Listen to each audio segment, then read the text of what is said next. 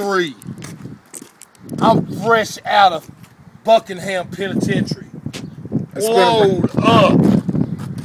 Look, I'm 30 years old in the prime of my life, nigga. I come out of Buckingham like this. Nigga, you think I'm big now? Look. I come out of Buckingham on swole, bigger than this, legs and everything. Look, dude. Eric, I went to Atlanta. I was going to wrestle in WCW, blah, blah, blah. And Ice Train, Diamond Dallas Page, and all these people, right?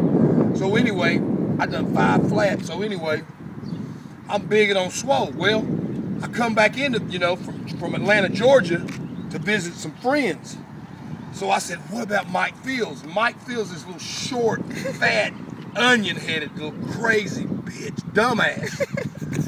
So I knock on it because he's always, you ought to get in the WCW. You ought to be in the WCW. So I was, happy to made the team, going to wrestle, be on the TV circuit. So I said, yeah, this is the perfect time to go tell Mike the good news. So I go over in this place, this small neighborhood, and I knock on the door, right? All of a sudden, I'm sitting here on swole. The door opens, and I see this dude with no neck going,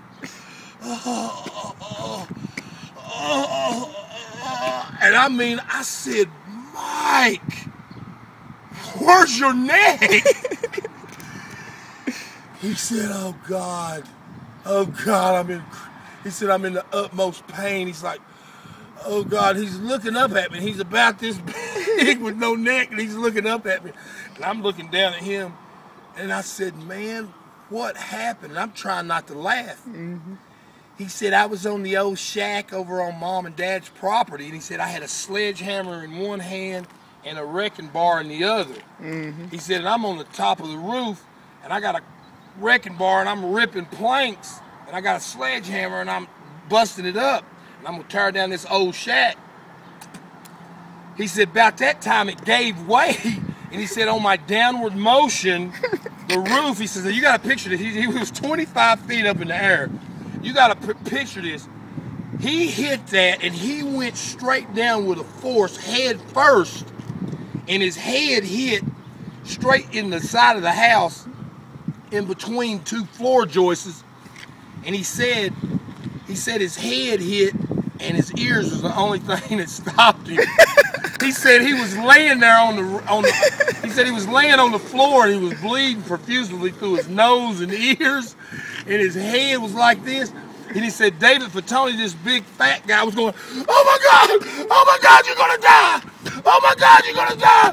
Oh my God, you're gonna die! He said all of a sudden David Fatoni reached down and grabbed him by his head, and he's sitting there going, don't touch me! Don't touch me! Don't touch me!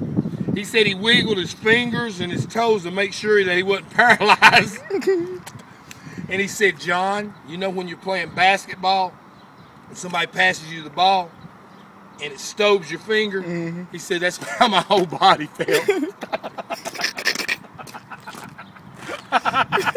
True story.